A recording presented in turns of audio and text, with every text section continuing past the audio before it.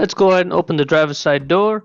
Now right there where the driver's left foot would go, there's a primary hood release lever. So pull that. Now in front of the vehicle, right there on the center, that's where the secondary release lever is.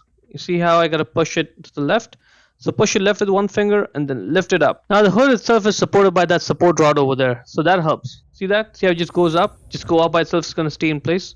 Now once the hood is open right there, that's where the fuse box is. In order to open the fuse box, there's two clips. Press them both at the same time and open it up. Grab the yellow fuse puller, that's the only tool we need. And see, you squeeze it, put it on top of the fuse, and then you use it to pull it off.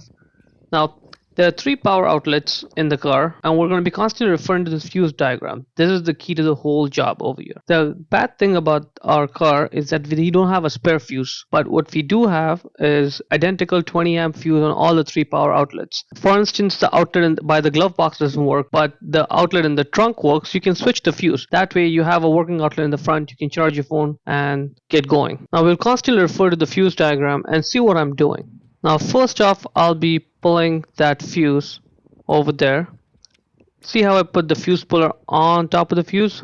Make sure it's like pressing on the fuse, and that way you can pull it off. That's the one for the glove box. As soon as I took it off, power went off in the glove box outlet. If you look at the center part of the fuse, you'll see that the metal part inside it is connected. It's not broken. When it's broken, the fuse is bad. When it's good, the center part, the metal part is intact. Now let's just put it back in. As soon as I put it back in, the power comes back in the outlet. P104. That's the one inside the center console, right? Again, as soon as I pull it off, the power goes off in it, and when I put it back in, the power comes back in the outlet over there. And last but not least, we got F91. That's the outlet for the one in the trunk.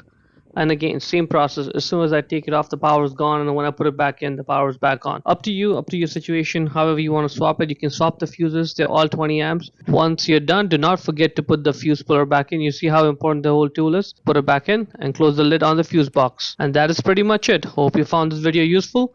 If you can't reach all the way to the top, just pull it down from the side. Pull it down. Again, you have to apply some pressure because that support rod is sort of pushing it up. So get it like that and then push it down to slam it shut.